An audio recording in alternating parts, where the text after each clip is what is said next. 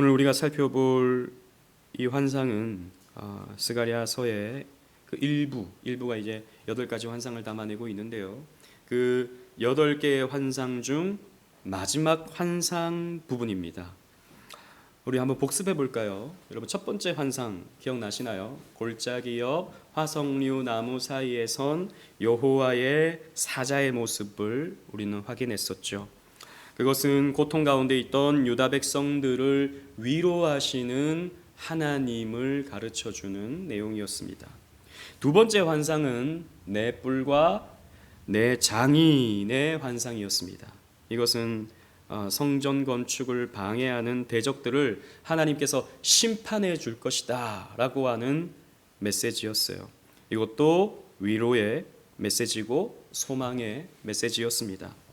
세 번째 환상은 시온의 번성과 불성곽으로 유다 백성들을 지켜주실 것이라는 또 소망의 메시지를 이 환상을 통해서 주셨죠. 그리고 네 번째 환상은 더러운 옷을 입고 있던 여호수아에게 아름다운 옷을 입혀주시는 대제사장 여호수아의 환상이었습니다. 이것은 유다 백성들을 의롭게 하시는 칭의의 은총을 베풀어 주시는 은혜의 메시지였습니다. 그리고 다섯 번째 환상은 등잔대와 두 감람나무 환상을 통해서 사람의 힘이 아니라 오직 성령의 능력으로 성전이 세워질 것이다 라고 하는 것을 이 환상을 통해서 가르쳐 주셨고요. 그리고 여섯 번째 환상은 날아가는 두루마리 환상이었습니다. 이것은 경고의 말씀이었어요. 경고의 메시지를 담고 있었습니다.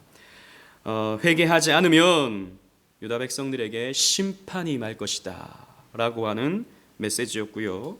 그리고 지난주 살펴봤던 일곱 번째 환상은 에바 속의 여인의 환상이었습니다. 이것은 우상이었습니다. 이슈타르, 그것을 날려보냄을 통해서 내가 너희들의 우상을 날려보낼 것이다 라고 말씀하심과 동시에 너희들이 이렇게 우상을 숭배하면 너희들 또한 흩어지게 될 것이다 라고 하는 심판의 메시지, 경고의 메시지가 이 일곱 번째 환상 속에 담겨져 있었습니다.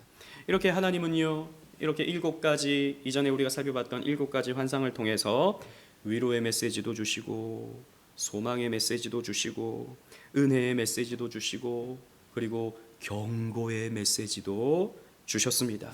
성전을 지어야 하는, 성전을 복구해야 하는 이스라엘 백성들에게 이 메시지를 주시면서 이제 마지막 8번째 환상의 메시지를 스가랴를 통해서 주십니다.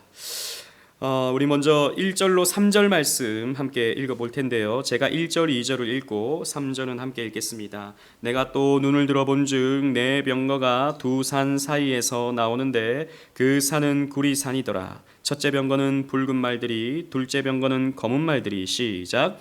셋째 병거는 흰 말들이, 넷째 병거는 어룽지고 건장한 말들이 메었는지라. 아멘.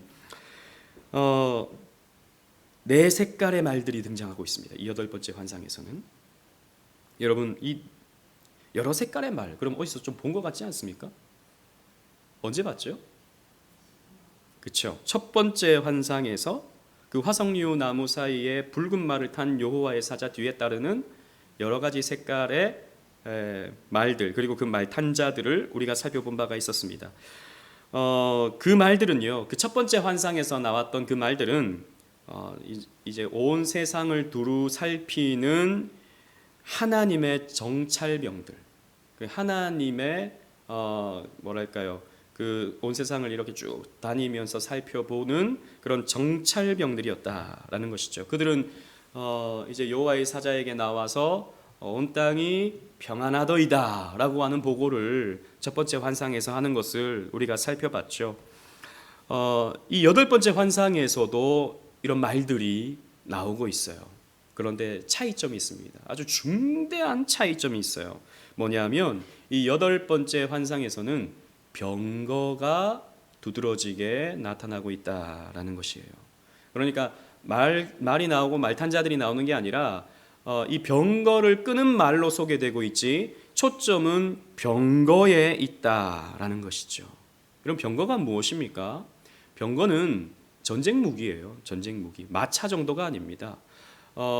말들이 이 병거를 끌면서 그 병거 옆에 바퀴가 달려 있는데 바퀴 옆에는요 칼들이 달려 있습니다. 그래서 이제 보병들이 막 달려 들어오잖아요. 그러면 이 병거를 타고 칼 달린 병거를 타고 옆을 그 병사들만 지나가 버리면 그 병사들이 해를 입는 것이죠. 무시무시한 무기입니다. 고대 사회에 있어서 무시무시한 무기예요. 그 영화 그 알렉산더라고 하는 영화를 보면 이제 페르시아의 다리우스와 이 알렉산더가 전쟁하는 장면이 영화지만 그려지거든요. 그 옆에 이제 칼이 픽축 나와 있어요. 그래서 그 군사들 옆에서 이 병거가 확 지나가 버리면 수많은 사람들이 한꺼번에 그냥 쓰러져 버리죠. 그러니까 오늘날로 치자면 오늘날에도 이제 어제 우리 승관이 군대 갔는데 보병은요 아무 힘이 없어요 사실. 보병은 요즘에 전투기 하나 날아가면 날아서 그냥 폭탄 떨어뜨리면 끝나는 거예요.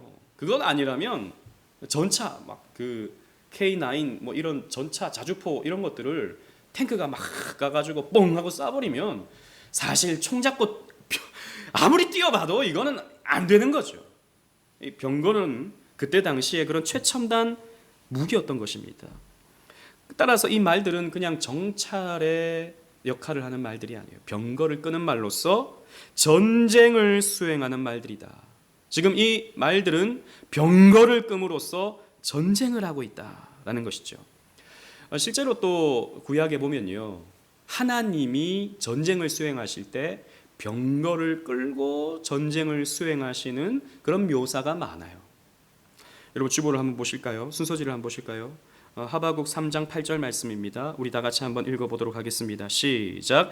여호와여 주께서 말을 타시며 구원의 병거를 모시오니 강들을 분이 여기심이니까 강들을 노여하심이니까 바다를 향하여 성내심이니까. 보십시오. 아니 하나님은 영이시잖아요. 하나님이 무슨 말을 타십니까? 하나님이 무슨 병거를 모십니까? 이건 상징적인 표현이죠. 그러니까 사람들이 이해할 수 있는 표현으로서 하나님의 진행하시는 전쟁, 하나님이 이루시는 전쟁을 이런 방식을 통해서 시적으로 표현하는 것입니다. 지금 하나님이 이 말들을 끄시면서 하나님이 전쟁을 수행하고 있다라는 것을 보여주고 있는 것이죠.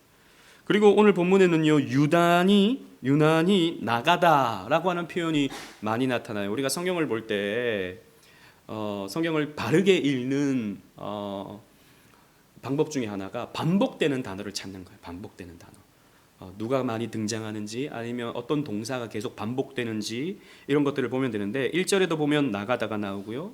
5절에도 봐도 나가다가 나오고요. 6절과 7절에 보면 각각 두 번씩 한 절에 두 번씩 나가다라고 하는 표현이 나와요. 그리고 8절에도 이렇게 사용되고 있어요. 이건 나가다, go out의 표현인데요. 이것은 단순히 그냥 나갔구나, 이 병사들이 나갔구나, 이런 병거가 나갔구나라고 하는 그런 표현에서 그치는 것이 아니라 이것은 출전을 의미한다는 것입니다. 전쟁에 이제 출전한다, 전쟁터에 나간다라는 것입니다. 그렇다면 이 전쟁은 누가 수행하는 전쟁입니까? 앞에서 우리가 좀 살펴봤지만 오늘 본문을 통해서 구체적으로 한번 확인해 보십시다. 4절 5절 말씀인데요. 제가 4절을 읽고 5절은 함께 읽어보도록 하겠습니다. 내가 내게 말하는 천사에게 물어 이르되 주여 이것들이 무엇이니까 하니 시작. 천사가 대답하여 이르되 이는 하늘의 내 바람인데 온 세상의 주 앞에 서 있다가 나가는 것이라 하더라. 아멘. 보십시오. 이 말들은 하늘의 내 바람이다 라고 했어요. 여러분 바람이라는 단어가 참 중요합니다. 여러분 이 바람이라는 단어가 뭘 말하는 것일까요? 여러분 한번 추측해 보세요. 이전에 우리 살핀 바가 있었습니다. 바람, 후 부는 바람. 제가 힌트를 드리는 거예요. 후 부는 바람. 아시죠, 그죠? 이 바람이라는 단어의 히브리 원어를 살펴보면 루아흐가 되어 있어요. 루아흐. 즉 성령을 표현하는 하나님의 숨결 혹은 바람 그리고 성령을 표현하는 루아흐로 되어 있습니다. 즉 이렇게 표현하는 거죠. 천사가 대답하여 이르되 이는 하늘의 내 성령이다. 그러니까 사방에서 불어오는 성령이다. 성령의 능력, 성령의 권능, 그것을 말하고 있습니다. 온 세상의 주 앞에 서 있다가 나가는 것이다. 즉 하나님 앞에 서 있다가 나가는 것이다 라는 것이죠. 따라서 이 말들이 끄는 병거는 하나님께서 성령을 통해서 나타내시는 성령이 이끌어 가시는 전쟁이다 라는 것이에요. 그리고 이 병거가 나오는 이 장면이요, 참 예사롭지 않습니다. 1절 다시 보시면 네 병거가 두 산 사이에서 나와요. 그러니까 환상이죠. 이거는 환상, 설명이 아니라 보여지는 환상입니다. 그러니까 스가랴가 볼 때 두 산 사이에서 병거가 나오고 있어요. 말들이 확 이렇게 병거를 끌고 나오고 있는 거예요. 그런데 그 산은 어떤 산이냐? 구리산이더라 라는 것이죠. 그냥 우리가 그래서 이걸 그냥 읽으면 무슨 말인지 하나도 몰라요. 그냥 성경 곳곳에 구리가 어떻게 사용되는지를 찾아봐야 됩니다. 여러분, 두 산이 구리로 되어 있다라고 하는 것은 다른 성경에서 구리가 어떻게 사용되어지는지 살펴봐야 되는 것이죠. 특히 여기에서 표현되고 있는 구리라고 하는 표현의 히브리어를 살펴보면 네호세트라고 되어 있습니다. 네호세트. 이 말은 성경에서 이 말로 자주 번역돼요. 구리라는 말보다도 놋이라는 말, 놋. 그리고 청동, 이런 말로도 번역될 수 있는 단어입니다.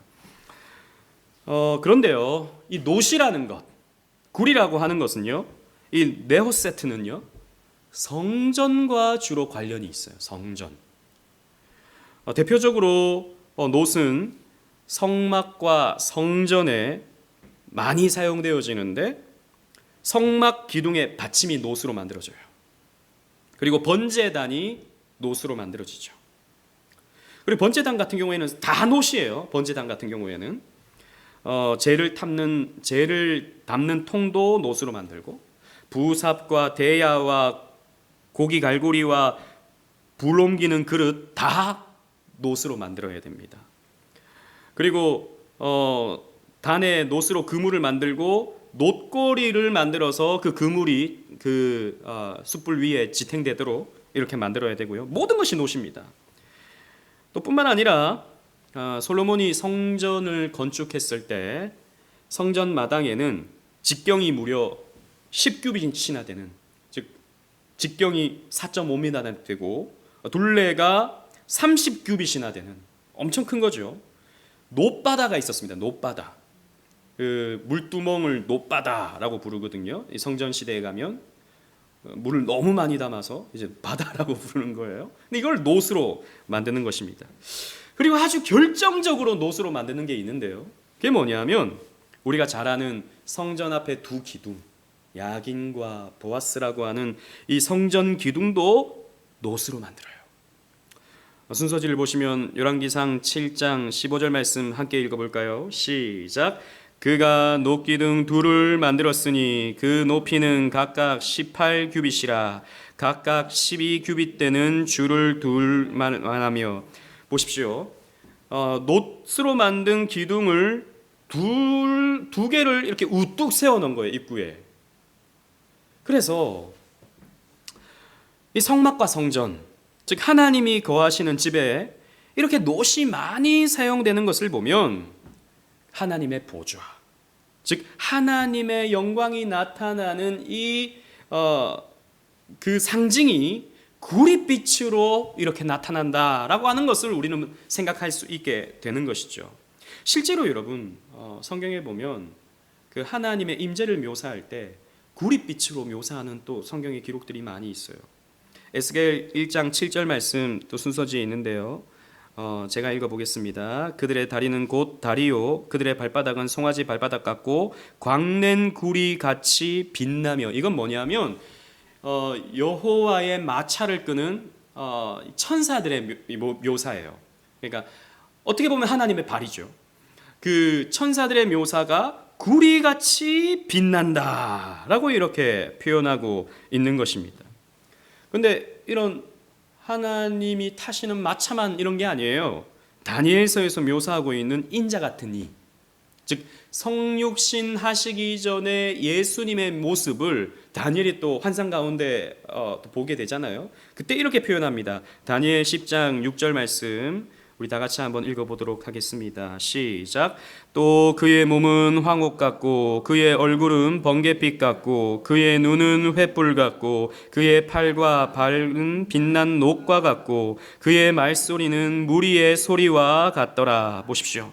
뭐 이거는 그러니까 표현을 초월하는 표현이에요. 사실 말로 다 표현할 수 없어서 다니엘은 이렇게 표현했는데 그분의 팔과 발은 빛난 놋과 같더라라는 것입니다. 반짝반짝 빛나는 구릿빛의 그런 모습이었다라는 것이죠. 자, 보십시오. 하나님의 임재, 구릿빛입니다. 하나님의 임재의 상징인 성전, 성막, 여기에는 구릿빛이 나타납니다. 여러분, 구리를 깨끗하게 이렇게 닦아놓고 광을 내잖아요. 그러면 반짝반짝반짝 빛납니다. 여러분 그 전선 같은 것도 이렇게 피복을 탁 벗겨내면 반짝반짝 빛나요. 그런 빛남을 이 구릿빛으로 놋으로 표현하고 있는 것이죠. 옛날에 놋그릇 많이 썼지 않습니까? 요즘에도 이제 한정식 집 가면 이렇게 놋그릇 내주는 그런 식당들이 있는데 옛날에 제가 뭐 사극 이런 거 보면 그 놋그릇을 가만히 두면 이제 거먹게 되잖아요. 그래서 옛날에 이걸 닦아내야 되지 않습니까? 지푸라기 뭐 이런 걸로 막 닦아내면 이제 반짝반짝 윤이 나죠. 그러면 좀 귀티가 나는 것 아니겠습니까? 그런 영광스러움, 그 영롱함, 그 놋빛, 그 구릿빛의 그 영롱함, 이것을 이렇게 표현하고 있는 것이죠. 하나님의 임재가, 하나님께서 자신을 나타내시는 영광을 이런 표현으로서 나타내고 있는 것입니다. 따라서 이 병거들이요, 이 구리산에서 두 산 사이에서 나왔다라고 하는 것은 제가 추측해 보건데, 이건 제 개인적인 해석입니다. 성전에 서 있는 그 두 기둥이 높잖아요. 크잖아요. 산같이 보이잖아요. 입구에서 보면. 그런 것처럼 그 두 산이라고 하는 것을 성전의 그 두 기둥으로 이렇게 묘사하지 않았는가. 높은 곳에서 그 사이에서 나오는 이 네 병거. 그래서 하나님으로부터 나온 병거를 이런 식으로 표현하지 않았나, 그런 생각이 들기도 했습니다. 자, 그렇다면 이 네 병거는 무슨 사명을 받아서 나오는 것이겠습니까? 조금 전에 제가 전쟁을 하기 위해서다라고 이렇게 말씀을 드렸는데, 그럼 무슨 전쟁이고 누가 대적이 되는 것이겠습니까? 이게 우리가 살펴봐야 될 내용이 되는 것이죠. 스가랴 자체만, 오늘 본문의 내용만으로 봤을 때는 이들이 나가는 이유가 7절에 보면 두루 다닌다라고 하는 표현만 나타나고 있거든요. 명확하게 드러나고 있지 않아요. 그래서 오늘 본문에서는 이들이 도대체 무엇을 하는지 오늘 본문만 놓고서는 이해하기가 쉽지 않아요. 하지만 이와 비슷한 내용이 또 다른 성경에서 표현되고 있는데요. 어디냐면 지난번 우리가 살펴봤던 요한계시록 6장입니다. 여러분, 요한계시록 6장으로 오늘 이 말씀 다시 끼워 놓으시고 요한계시록 6장으로 한번 가보시겠습니까? 지난번에 우리 두루마리를 살필 때, 그때 한 그 두루마리가 봉인되어 있었는데 한 봉인 한 봉인 떼어질 때마다 재앙이 나타나는 것 우리 봤지 않습니까? 그 본문입니다. 여기도 보면 말들이 나타나죠. 요한계시록 6장에 보면 네 마리의 말들이 나와요. 여기 보면 흰 말이 나오고요, 붉은 말이 나오고요, 검은색 말이 나오고요, 청황색 말이 나옵니다. 말의 색깔은 스가랴서와 아주 비슷해요. 하지만 똑같진 않아요. 뭐 청황색 말 이런 건 없습니다. 스가랴서에서는. 그래서 이걸 똑같이 맞추기에는 좀 무리가 있어요. 하지만 여러 가지 색깔의 말들이 등장함을 통해서 뭔가가 이루어지는 것은 같은 메시지를 주는 듯한 뉘앙스를 가지게 되는 것이죠. 첫 번째 이 계시록 6장 2절에 보면 흰말이 나와요. 흰말. 그죠? 그 흰말은 이기고 또 이기려고 하더라라고 말씀하고 있습니다. 지난번 이것이 어떤 것을 의미한다고 했는지 여러분 기억나십니까? 전쟁이 일어나는 거예요. 인봉이 하나 떼어지니까 흰말이 달려가는 거예요. 달려가니까 전쟁이 일어나는 겁니다. 그리고 4절에 보면 붉은 말이 나와요. 붉은 말. 여기 보면 화평을 제하여 버리며 서로 죽이게 하고 또 큰 칼을 받았더라. 화평이 없어지고 서로 죽이는, 같은 편끼리 서로 죽이는 거예요. 내전. 그죠? 지난번 우리 살펴봤었습니다. 요한계시록 우리 새벽에 살필 때도 우리 살펴봤던 내용입니다. 내전. 이런 것들이 일어나는 겁니다. 내적인 전쟁. 그리고 5절에 보면 검은 말이 나와요. 검은 말. 검은 말이 또 등장하니까 손에 저울을 가졌더라 라고 하는 표현이 나옵니다. 이어지는 6절의 설명을 보면 한 데나리온의 밀 한 대요 한 데나리온의 보리 석대로다 라고 말씀하고 있습니다. 이런 설명에 비춰보면 이제 검은 말이 막 달려가니까 어떤 일이 벌어집니까? 기근이 일어나게 되면서 먹을 것이 없어지게 되는 고도한 인플레이션이 발생해져 버리는 겁니다. 먹을 것이 없어져 버리니까. 그리고 끝으로 이제 8절 말씀 보면 청황색 말이 나와요. 그 탄 자의 이름이 사망이다. 그리고 음부가 그 뒤를 따르더라. 말이 달려가니까 사망이 오고 음부, 그러니까 죽음의 권세가 따르더라라는 것입니다. 그리고 이들이 하는 일이 이제 보면 땅의 4분의 1의 권세를 얻어 검과 흉년과 사망과 땅의 짐승들로서 죽이더라라고 하는 표현이 나타나고 있어요. 자, 계시록에 있는 이 말씀을 보면 이 말들이 무엇을 수행하고 있습니까? 하나님의 심판을 수행하고 있다라는 것이죠. 여러분, 지난번 6번째 재앙에서 하나님께서 교회를 마치 애굽처럼 대하실 때가 있다라고 하는 것을 말씀드린 적이 있었습니다. 애굽의 10번째 재앙이 임하는 것처럼 이스라엘 안에도 이런 심판이 임할 수 있다라고 하는 경고의 말씀을 우리가 살핀 적이 있었죠. 여러분, 그리고 우리가 지난주에 살펴봤던 7번째 환상도 너희들이 이렇게 계속해서 이슈타르를 섬기면 저 바벨론처럼 너희도 흩어버릴 것이다 라고 하는 경고의 말씀이 있었습니다. 자, 오늘 이 8번째 환상과 가까이 있는 내용이 6번째, 7번째 환상의 내용이죠. 그렇다면 이 8번째 환상도 하나님의 심판의 메시지가 담겨져 있다라고 하는 것은 너무나도 분명한 내용이 되는 것입니다. 따라서 이 말들은, 이 병거는 하나님의 심판을 나타내는, 전쟁을 통해서 하나님의 심판을 나타내는 메시지다라고 볼 수 있게 되는 것이죠. 자, 그렇다면 이 말들과 병거들의 사역을 이렇게 이해해 볼 때 이들의 사역이 어디를 겨누고 있는지를 살펴봐야 됩니다. 누구를 겨누고 있는가? 저 이방 나라인가? 아니면 그 6번째, 7번째 환상처럼 유다 백성들을 향하고도 있는가? 살펴봐야 되는 겁니다. 하나님의 심판은 누구를 향하고 있는가? 여러분, 6절, 7절 말씀, 오늘 본문으로 다시 돌아가셔서 6절, 7절 말씀을 함께 읽어보도록 하겠습니다. 제가 6절을 읽고 7절을 함께 읽을게요. 검은 말은 북쪽 땅으로 나가고 흰 말은 그 뒤를 따르고 어롱진 말은 남쪽 땅으로 나가고 시작. 건장한 말은 나가서 땅에 두루 다니고자 하니 그가 이르되 너희는 여기서 나가서 땅에 두루 다니라 하매 곧 땅에 두루 다니더라. 아멘. 보십시오. 6절과 7절을 보면 두루 다녔다라고 하는 표현이 나타나고 있긴 한데 방향이 나타나고 있어요. 어느 쪽과 어느 쪽입니까? 남편과 북쪽. 남편과 북편 두 방향으로 지금 말들이 달려가고 있는 것을 볼 수 있습니다. 검은 말과 흰 말은요, 북편으로 나갑니다. 검은 말과 흰 말은 북편으로 나가요.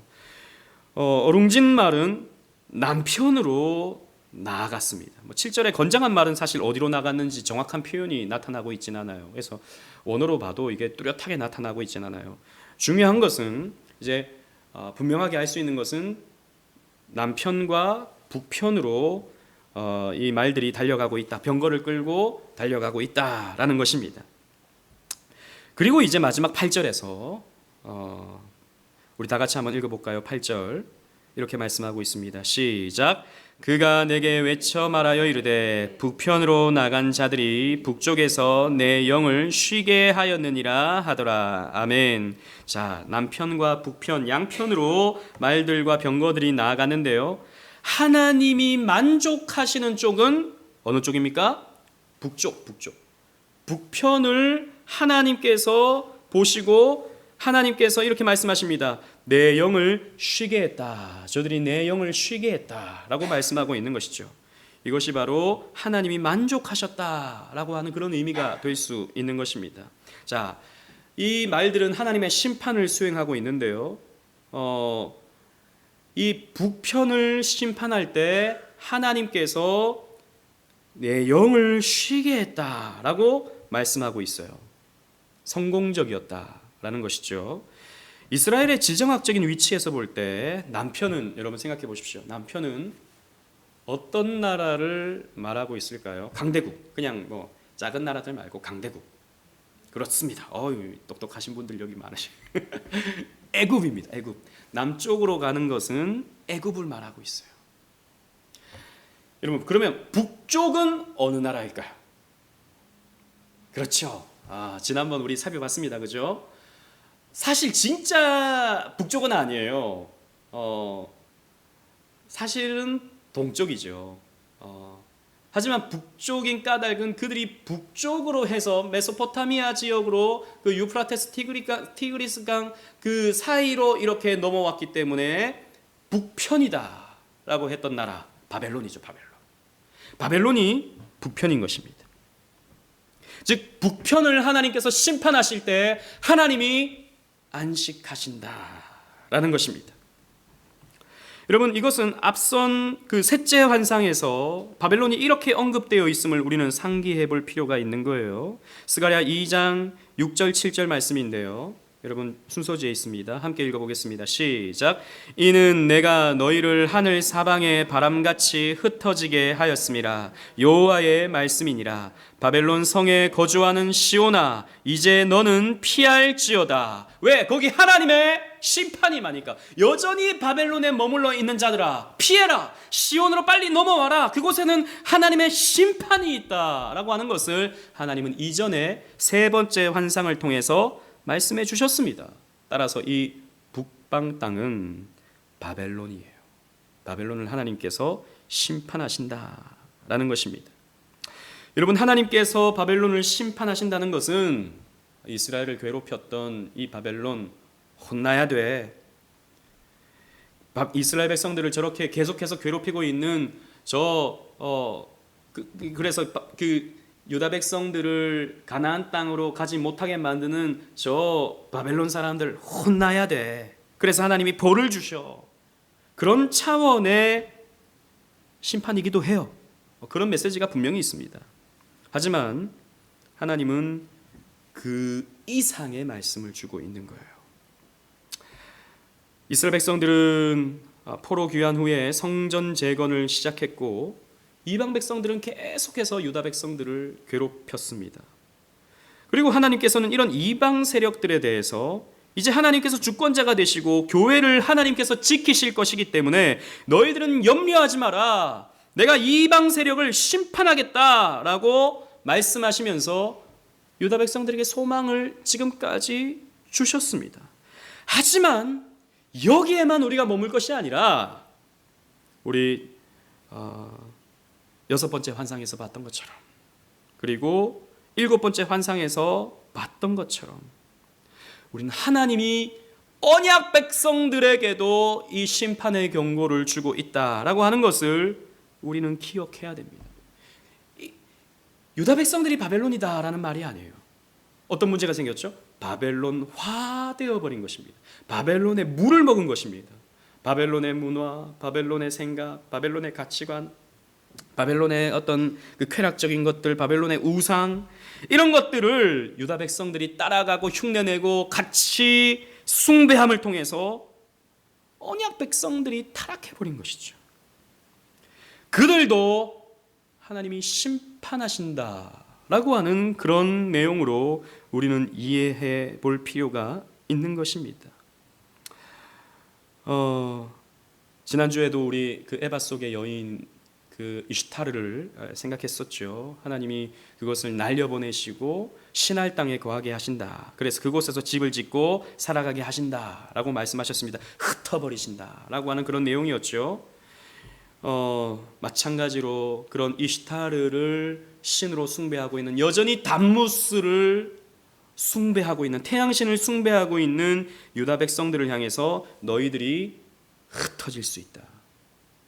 하나님을 바르게 믿고 하나님 한 분만 섬겨야 한다라고 하는 것을 일곱 번째 환상을 통해서 우리는 배운 바가 있었습니다. 그런 맥락에서 오늘 본문도 이해해 볼 필요가 있다는 것이죠. 물론 바벨론을 하나님께서 치신다라고 하는 그런 의미도 되지만 바벨론화 되어버린 유다 백성들 또한 심판의 대상이 된다는 것입니다. 그런데 여기 우리가 중요하게 봐야 될 것은 오늘 본문 8절 말씀입니다. 하나님께서는 북쪽으로 나간 자들이 북쪽에서 내 영을 쉬게 했다라고 말씀하고 있습니다. 성령의 권능을 통해서 이루었던 이 전쟁이 그쳐지고 하나님의 영이, 성령께서 안식하신다, 쉬신다라고 이렇게 표현하고 있다는 것입니다. 하나님은요 스스로 안식하십니다. 여러분, 이 환상은 누군가 어떤 그 사람들을 하나님께서 보내서 그 사람이 이루는 그런 환상이 아니죠. 하나님의 영이 이루는 환상입니다. 그러니까 하나님의 그 천사들이 그 하나님의 어떤 영적인 세계에서 이루어지는 일들을 지금 이렇게 표현하는 것입니다. 하나님은요 스스로 안식하신다라는 것이죠. 창조 때에도 우리는 보게 되지만 하나님은요 당신께서 이 세상을 여섯째 날 하나하나 만드시고 스스로 일곱째 날에 안식하십니다. 그리고 그 안식을 사람들에게 나누어 주시면서 그 복에 참여하게 하시죠. 제가 말씀드리고 싶은 것은 하나님은 누구 때문에 안식하는 분이 아니다라는 것입니다. 우리가 어떻게 잘하면 하나님이 안식하시고 우리가 못하면 하나님 안식을 못하시는 그런 하나님이 아니다라는 것입니다. 온 우주에 하나님에게 혜택을 끼칠 수 있는 존재는 없습니다. 하나님이 우리에게 혜택을 주시지 우리가 하나님을 안식하게 만들 수는 없다라는 것입니다. 하나님은 자신 때문에 안식하시는 하나님이십니다. 자, 이렇게 이해한다면 하나님을 안식해 한 것, 즉 북방 바벨론이 심판을 받는 것은 하나님의 뜻에 바벨론이 심판받는 것이 맞아 떨어졌기 때문이에요. 즉 북방 바벨론이 심판받고 있지 않을 때 하나님은요 쉬실 수가 없습니다. 저 바벨론이 계속해서 흥왕하고 그들의 신이 경배를 받고 있을 때 하나님은 심기가 불편하시다라는 것이죠. 하나님의 이 불편한 심기가 안정을 되찾게 되는 것이 무엇을 통해서입니까? 바벨론이 심판받는 것입니다. 여러분, 이것은요 지난번 우리 주일에 살펴봤던 다윗 언약의 내용과도 연결이 될 수 있어요. 무슨 말이냐면 가나안 땅에 성전이 세워진다라고 하는 것이 어떤 의미라 그랬습니까? 안식이 이루어졌다라고 하는 의미라 그랬어요. 그래서 다윗 때는 하나님이 성전을 받으시지 않으십니다. 왜요? 아직 안식이 이루어지지 않았기 때문에. 이방 민족들이 다윗이 있는 동안에 가나안 땅에 그 안에 들어와 살고 있었기 때문에 아직 안식이 완성되지 않은 거예요. 그러니까 솔로몬 때에 가서야 안식이 완전히 이루어지고, 지난주 우리가 말씀을 살펴봤던 것처럼 다윗이 저 암몬과 또 저 아람과 싸워서 영토를 넓히고 그 이스라엘 내에 있는 가나안 땅 내에 있는 이방 민족들을 다 정벌한 뒤에 안식이 찾아오는 것입니다. 이것은 하나님이 신명기를 통해서 이미 말씀해 주셨던 것이죠. 순서지를 보십시오. 신명기 12장 10절 말씀 제가 읽어보겠습니다. 너희가 요단을 건너 너희 하나님 여호와께서 너희에게 기업으로 주시는 땅에 거주하게 될 때, 또는 여호와께서 너희에게 너희 주위의 모든 대적을 이기게 하시고 너희에게 안식을 주사 너희를 평안히 거주하게 하실 때에 하나님께서 성전을 받으신다 라고 하는 힌트의 말씀이 여기에 담겨져 있죠. 모든 대적을 이기게 해야 되는 거예요. 그래서 가나안 땅에 들어와 있는 가나안 7족속은 뭘 의미하냐면 그들은 이스라엘의 대적인데, 여러분 우리의 대적은 무엇입니까? 성도의 대적은 무엇이에요? 여러분들의 대적은 누굽니까? 여러분들이 힘들게 만드는 직장 상사입니까? 여러분들의 대적은 여러분들을 힘들게 만드는 그 어떤 사람입니까? 아니죠. 우리의 대적은 누굽니까? 혈과 육이 아니라 우리 뒤에 있는 악한 영들과의 싸움이에요. 다르게 표현하면 우리의 죄와 싸워야 되는 것입니다. 우리의 싸움은 사람이 아니에요. 여러분 결코 사람이 되어서는 안 됩니다. 우리의 싸움은 내 안의 죄예요. 죄. 그것을 상징적으로 가르쳐주는 것이 가나안 7족속인 겁니다. 가나안 7족속들을 진멸시켜야 되는 이유는, 여러분 그 사람들이 사실 뭐 대단히 잘못한 게 뭐가 있습니까? 그죠? 그냥 거기서 털을 잡고 살았을 뿐이에요. 물론 우상숭배자였죠. 심판받아 마땅한 사람들입니다. 얼마나 잔혹하게 우상숭배를 했는지 자식을 바칠 정도로 잔혹했어요. 심판받아 마땅해요. 하지만 뭐 그들은 또 나름 잘 산다고, 잘 살아보겠다고 그렇게 한 사람들이지 않습니까? 근데 그 사람들을요 다 죽여야 되는 거예요. 한 사람도 빠짐없이. 그리고 여인들과 아이와 노인들까지도 다 죽여야 되는 거예요. 뭘 의미하죠? 죄를 하나도 남김없이 다 죽여야 된다라고 하는 겁니다. 그때서야 무엇이 찾아옵니까? 안식이 찾아오는 거예요. 그때 하나님이 쉬시는 거예요. 근데 그 하나님이 쉬시는 그 안식을 누구에게 나누어 줍니까? 언약 백성들에게 나누어 주시는 것입니다. 여러분, 여기에서 우리는 아주 중요한 진리를 알아야 됩니다. 교회가 안식을 누리는 것은, 안식일을 잘 지켜서 우리가 안식을 누리는 것이기도 하지만, 교회 안에 죄가 뿌리 뽑힐 때, 우리 교회 안에 죄가 뿌리 뽑혀질 때 안식이 찾아오는 거예요. 뭐 행사를 잘하고 무슨 정치를 잘하고 무슨 프로그램을 잘 갖추면 안식이 찾아오는 게 아니고요. 우리 안에 죄가 뿌리 뽑혀야 돼요. 그래야 우리는 안식이 찾아오는 것입니다. 우리의 대적은요, 다른 것이 아닙니다. 죄와 우리는 싸워야 됩니다. 바벨론화되어버린, 세속화되어버린 우리의 모습, 그 모습이 우리의 대적인 것이죠. 그래서 어떻게 보면 우리는 나와 싸우는 거예요. 이 세상에 찌들어버리고 인간적인 생각이 찌들어버린 나와 싸우는 겁니다. 아프죠. 내가 나를 찌르는데 아프죠. 하지만 싸워야 되는 거예요. 그래야 안식이 우리에게 찾아오는 것입니다. 그래서 하나님은 이 마지막 새 환상, 그 날아가는 두루마리, 그리고 날아가는 그 에바 속의 여인, 그리고 오늘 주시는 이 말씀을 통해서 하나님은요 우리에게 어떤 메시지를 주시는 거예요. 그리고 당시 그 성전을 재건하는 백성들에게 말씀을 주시는 것이죠.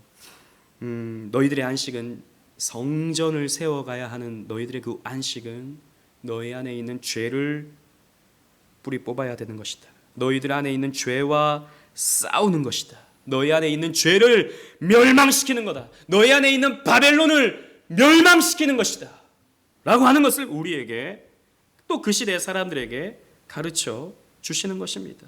그래서 하나님은 북방을 치시는 거예요. 바벨론을 치시는 겁니다.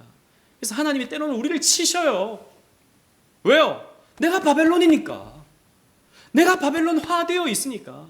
내가 세상의 인간적인 생각에 찌들어 있으니까 하나님이 나를 치시는 겁니다. 그런데 그 치심은 우리를 복되게 할 거예요. 너무 힘든데, 너무 아픈데, 정말 죽을 것 같은데, 그런데 그 하나님의 치심이 나를 살리게 될 겁니다. 하나님의 언약 안에 있다면, 하나님의 언약 안에 있다면 말입니다. 요즘 주변에 시끄러운 교회들이 참 많죠. 이런저런 일들로 뭐 싸우고 갈라지고 뭐 재산권 때문에 누가 옳네, 누가 이 교회의 주인이네. 왜 그런 일이 벌어집니까? 도대체 무슨 일 때문에 교회들이 시끄러워집니까? 우리는 단호하게 말할 수 있어요. 하나님 말씀에 순종하지 않기 때문에 교회는 시끄러워집니다. 하나님의 말씀, 그 질서 앞에 사람들이 순종하지 않고 자신들의 유익, 내 생각대에 따라서 움직이기 때문에 교회가 고통을 겪습니다. 그래서 교회의 죄가 득세합니다. 그래서 교회 안에 화평이 없어요. 안식이 없어요. 교회에 오면 더 시끄러워요. 교회에 오면 더 괴롭습니다. 우리가 그런 경험을 할 때가 있습니다. 여러분, 그럴 때는요, 우리가 회개할 때예요.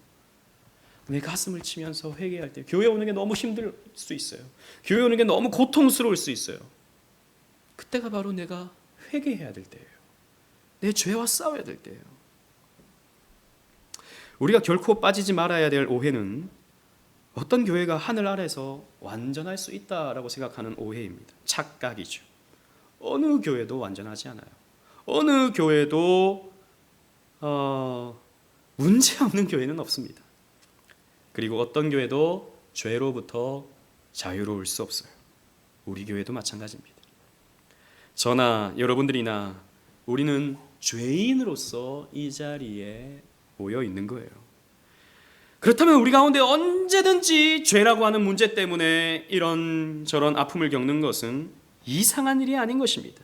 과거에도 있었고요. 지금도 부분적으로 그런 일들을 겪고 있고요. 앞으로도 그런 일들을 우리는 겪을 겁니다.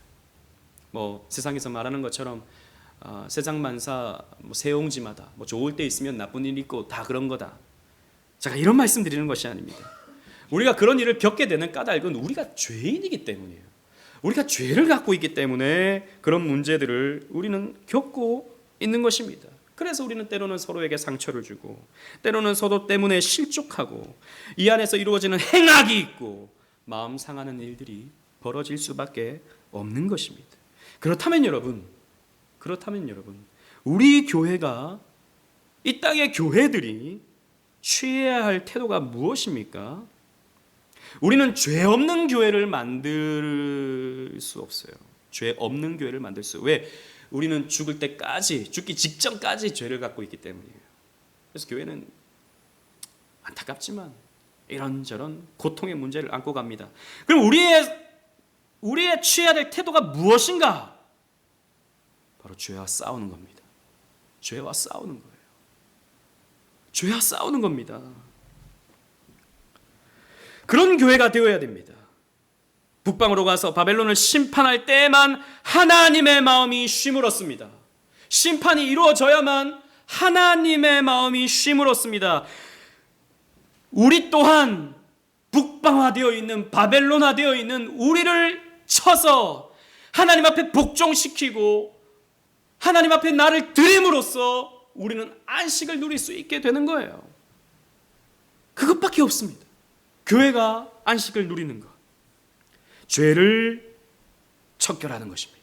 죄와 싸우는 것입니다. 그런데 우리가 그냥 말로 이렇게 교회 다 그렇지 그리고 이 정도 교회면 좋은 교회지 우리 교회는 그래도 말씀이 그래도 바른 길로 가고 있으니까 우리 교회는 좋은 교회지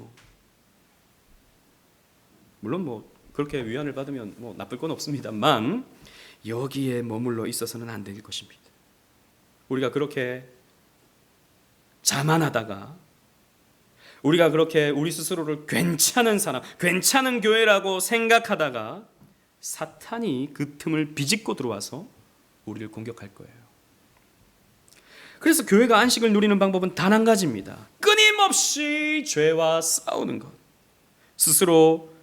우리 스스로에 대해서 방심하지 않는 것.